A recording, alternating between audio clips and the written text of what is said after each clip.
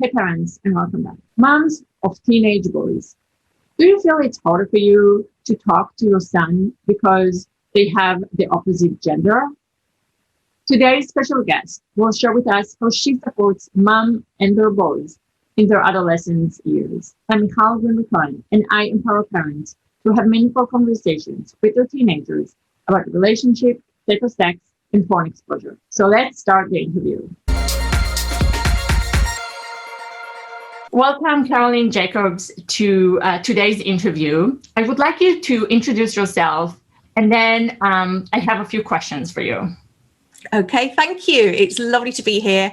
I'm Caroline Jacobs. I'm an adolescent wellbeing coach for teen boys, young men, and their mums. We met actually because you have a very special Facebook group. Do you want to share a little more about your Yes, group? I have a Facebook group for mums of growing up sons, because I realised that it's quite unusual to niche so specifically for the people that you want to support. And I just wanted to support adolescent mental health, but teen boys and their mums have a particular relationship. And I realised there was a real need for a place where mums could come and talk about their specific issues of their little boy growing up into a man and what they as women have to go through. And quite often that's a bit of a surprise. Why do you believe that parents needs to be better prepared, and especially moms, for their children adolescence years? When we find out, first of all, on our parenting journey, when we're about to have our first child, we try and learn everything. We look at, videos, films, books, and it's everywhere. And no one would deny that that's really good. We educate ourselves when we're about to start a family. Once you get past those first 5 years, it sort of settles down and you think, okay, yeah, I've got this parenting thing all sorted. And you hear about the teenage years. You hear about when they become 13 and the hormones, but you don't read about it. There are no groups that you can go to become aware of why your lovely boy may turn into somebody who doesn't actually want to spend any time with you, who doesn't want to talk to you, who's actually lost the power of speech, when they just grunt.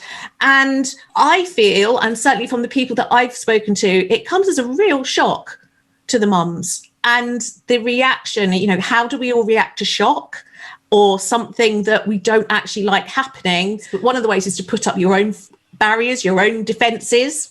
Another one is to actually clamp down a lot harder and be more strict with your, previously lovely boy. And that's what I want to do. I want to help share with parents what goes on in their young person's brain so they can get on with them better. Could you share why you actually focused on mothers and boys? The difference is when you're the mum of girls, you've got your own experience to fall back on. Even though that may have been 20, 30, 40 years previously, you can remember what it was like to be a teenage girl.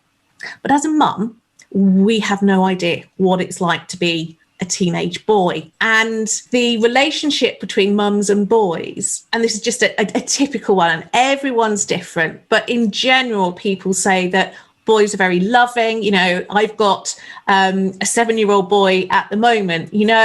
I am his world. As long as I'm there, I'm around, everything's fine for him. I know that will change because that changed with my 17-year-old. I am not going to be the center of his world forever. And that hurts. That hurts when you lose that. When they start becoming independent, as they should do, mums tend to view it as he doesn't need me anymore, or he thinks he doesn't need me anymore. And there's that sense of grief, that sense of loss, which sounds a little bit like an exaggeration. But once I've investigated this, it really is like losing someone you love. You follow the same grief cycle as you would do if you had actually lost someone. And we stumble into this and we stumble through this as mums. It really helps if you've got someone to talk to about it and go, it's okay, I know what's happening, because quite often you have no clue why all of this trauma is happening in your family. Right. And I wonder, I'm thinking about my own experience with my boys. Every time they let me hug them or kiss them, I'm like, yes, like another day that they were still saying yes to that, because I know that might be a morning that they will be like, I don't want anything to do with you right now. Bye. Yeah. And it is, isn't that? It's that the physical relationship of the cuddles and the hugs. And as a mother, that continues. It doesn't matter whether they're 8 weeks, 8 months, 8 years, or 18 years. Hugging your 18-year-old son is just like, oh, this is wonderful. But you're right. It's now about, when will they let us? Can you also share with us more struggles that you hear from mothers in your Facebook group? Yes, absolutely. A lot of mums find it difficult of, the boys retreating and going to the bedrooms and spending lots of time, what you might see as in isolation. But of course, they're not in isolation, because they have their mobile phones, they're online gaming with people, sort of locally or all over the world. That is their world. And it's different, certainly at this moment in time, from when we were teenagers, because there was no internet. So we really, this generation of parents and teenagers, I think, are almost as far apart as you could possibly have, actually. I think that's the biggest thing. It is parents still worrying about, am I doing the right thing, rather than how should I be backing off. That's always the battle of, am I being too much of a parent, or am I not being enough of a parent, and not being able to communicate very well.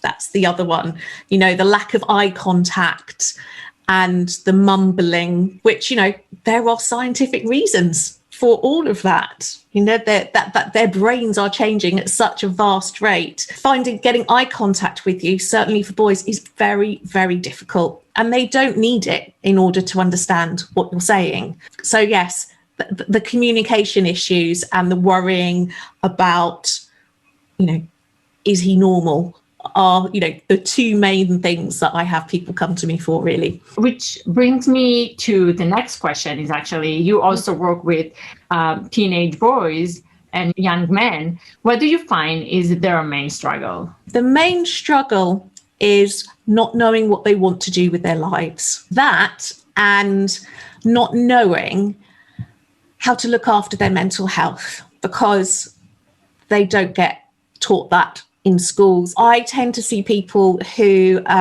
teenage boys and young men, sort of right through the adolescence period, which can last up till 29, but usually about 24 years old. And they're just lost. They're just like, I don't know what I'm doing. I'm frustrated because I don't know what I'm doing. I'm feeling a bit down. I'm not concentrating.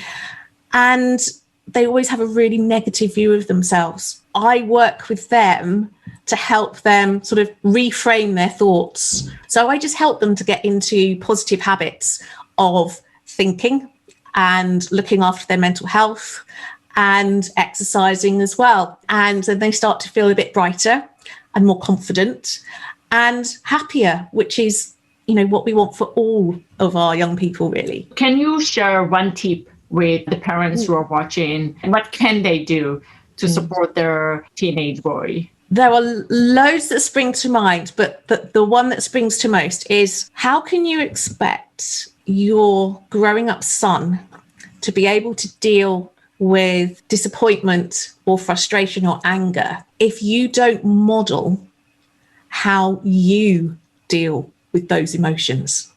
So if you're somebody who always puts on a brave face, only ever lets your teenagers see you with a positive mask on, they're going to think, I have to be positive all the time. It's much better to be upset in front of them and to explain why you're upset and talk with them and say, somebody was just really mean or annoying at work today, and I just don't know what to do about it.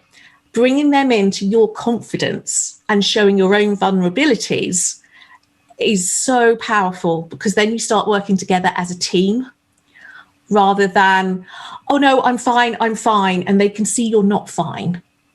And they feel that they're grown up enough to actually help you. Start being a little bit more honest with what you go through on a day-to-day basis and how you resolve it. That's the best way to role model it for them. That's beautiful. I saw on your Instagram, you posted about video games as being a way of self-care for young boys. So can you share about why you think it's self-care, and also what can parents do if they think it's too much time? For mental health, I'm really quite passionate about making people realize the positives of being online and playing online games, because the first thing we say for our mental health is that we shouldn't be in isolation. We should reach out and communicate with people and talk to them. And even better, if it's in or doing a pastime that you enjoy, like playing games online. So that can help boost your mood and your positivity and that feeling of being connected, because loneliness is, really quite a terrible thing for anybody of any age, but especially when the teenage brain is developing. It helps if they're feeling, if they're struggling with things, if they've got a lot of worries, if they're anxious. Actually being online with people and playing a game, it's a way to escape. It gives you a breather, doesn't it, from all the things and the pressures that you might be having and the things you're worrying about. And we all need those breaks so that we can, when we finish playing, we can go back and sort those things out. It also gives us a feeling of we are rewarding ourselves by playing online because it's something we enjoy doing. And of course, one of the signs of mental illness is when you stop doing the things that you enjoy doing.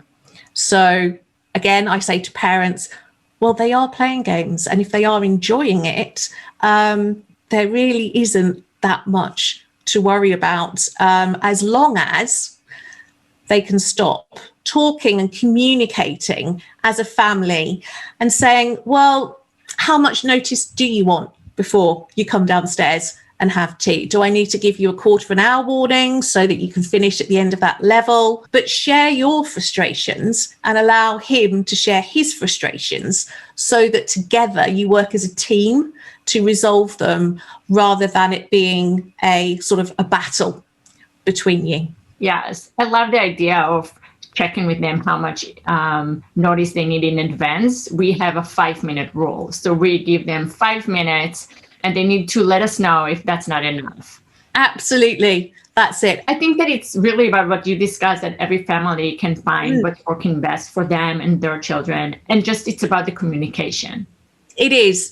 And also us being fair to them. If there's things that we do that annoys them, say, tell us about it and I'll try and work it out, like not talking to you while I'm on my phone, because that goes both ways. Another tip is, instead of you always, try and say, I feel that, because by saying I feel that, you might be spending too much time online. Are you? That's a really big open question. It's not accusing them of anything. It's far less mum is saying this, and it gives them the opportunity to respond back in a really reasonable grown-up way. That is super helpful. Caroline, can you share with the audience how they can reach out to you directly? Yes, of course. I'm on all of the social platforms. My website is www.carolinejacobs.co.uk. I am based in the UK, and out of all the social platforms, I'm the most sort of active on Instagram with the daily ideas and support and advice. And if you look for Caroline Jacobs Life Coach on Instagram or Facebook, you will find me there. Perfect. And I'm also going to link all that in the show notes below, so people can reach out to you. So thank you so much, Caroline, for being here today. I'm sure it was been a pleasure. Thank you. Super helpful for parents to hear your wisdom. Thank you.